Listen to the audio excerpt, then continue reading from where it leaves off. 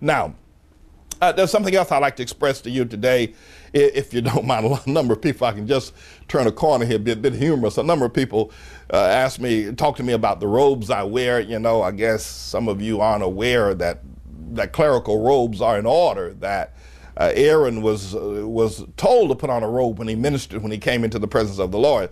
But I'll say this to you, I mean, all Muslims and all Muslim men, all 1 billion of them wear robes, not even the clerics, but men in general and that are Muslims and men from the ancient Near East, they all wear robes. I'll tell you what, if you can get bin Laden to take off his robe, and maybe I'll take off mine, but you know, a robe is an appropriate clerical dress when you're in the presence of the Lord. Perhaps some of you are not aware of that. A number of people have said, well, you know, Pastor Mann, and the reason why you're coming against these people, you're jealous of them. I'm no more jealous of these people than I would be of Al Capone or John Gotti or, you know, Legs Diamond or one of those gangsters. Why would I ever be jealous of someone like these gangsters and pimps in the pulpit? You know, I was arrested back in 74, 75 down in Miami Beach for burglary. I didn't burglarize anything that night. I went out looking to burglarize a house on the beach, if you know anything about Miami Beach, but I didn't get a chance to do it. I came back and I neared my hotel room. Police jumped all over me, beat me half to death. I ran first, then they beat me half to death and broke my tooth and knocked my jaw out of joint, just beating and kicking me. Because I was out there in those white folks area burglarizing. He said, I'm going to teach you a lesson, and they did. Anyway, and then I had warrants on me from New York. I had put a shotgun in the face of a man here in New York. At any rate, and that warrant failed, so I just did some time in prison for a while. And but I met Jesus there. And one of the things I discovered during the 3.5 years I was in prison was that all the men that were in prison, by the way, back in 1976, when I was in prison, there were maybe 200,000 people in prison nationwide, maybe that many, maybe 200,000. Today, there's over 1.2 million black men alone. I mean, the prison population has skyrocketed since I was there. But at any rate, I met Jesus there, and I want you to be aware of that. I want you to know that, and perhaps some of you are just logging on and you're not aware of all of my historical background. But the Lord's called me to do this work, and I want you to understand it. I also want you to know that we can do better than this. Since a lot of people say, well, why are you tearing down Minister Farrakhan, and why are you tearing down Obama, and why are you calling Creflo and Jakes and Eddie Long a pimp, and why Kenneth Hagin and Joyce Meyer calling her a madam running a brothel? And these people, and Jackson and Farrakhan, these people have done great things. They've stood up to the white man. Can I say something to you? We are doing worse if you want to talk about the African-American people, a name which I think is disgraceful for people. But if you want to talk about the African-American people, as a group, we are doing worse today than we've ever done. And here's the stats. Now, you can't argue with the facts.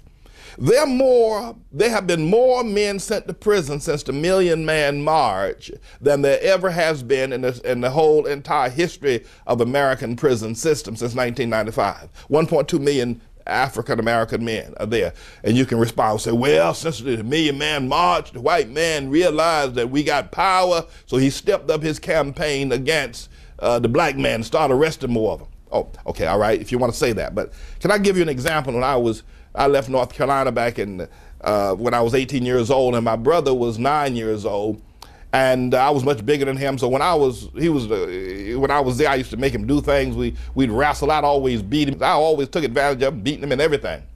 I came to New York and stayed in New York about 10 years and came back. My brother's now 19.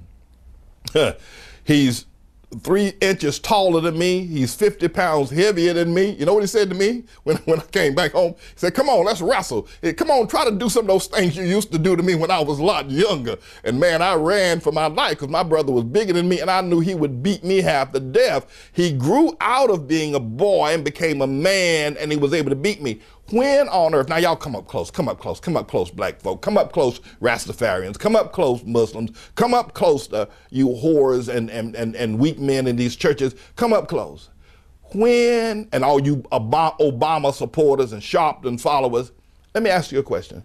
When on earth are we ever going to be able to beat the white man? You got to stop that. You got to stop saying he's beating you, he's doing this, and he's causing us to be this way. Okay, but when are you ever going to be able to beat him?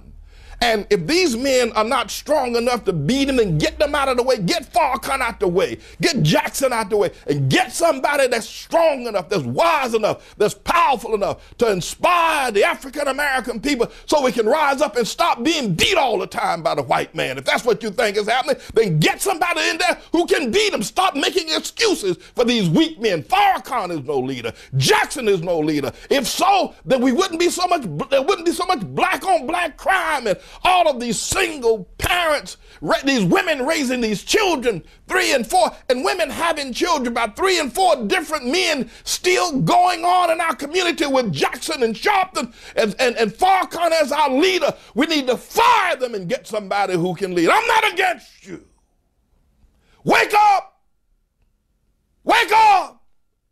Wake up! Stop this whining about the white man and stop supporting these leaders while we are decreasing in every stat as a people. God has sent me, and I'm not going to shut up until these men are out of the way and we can be raised up as a nation of people. I've even called for a debate with the 7 leaders. You've seen them there, here, put them up on the screen there, take a look at them. I've challenged these men to a debate at the Apollo Theater. Yeah, let them come on. Let them come with whatever they know, and let's talk this thing through. I will stand against all 7 of them, including President Clinton, who y'all used to say was the first black Negro president. I guess y'all not saying that anymore since you got Obama on your side. So we need to really, y'all black folk in African American, whoever you want to call yourself, you need to wake up. You need to wake up. We can do better than this. We can do far better. Where our leaders are ineffective. You need to have your eyes and your ears open and hear the truth that I speak. We can do far better than this.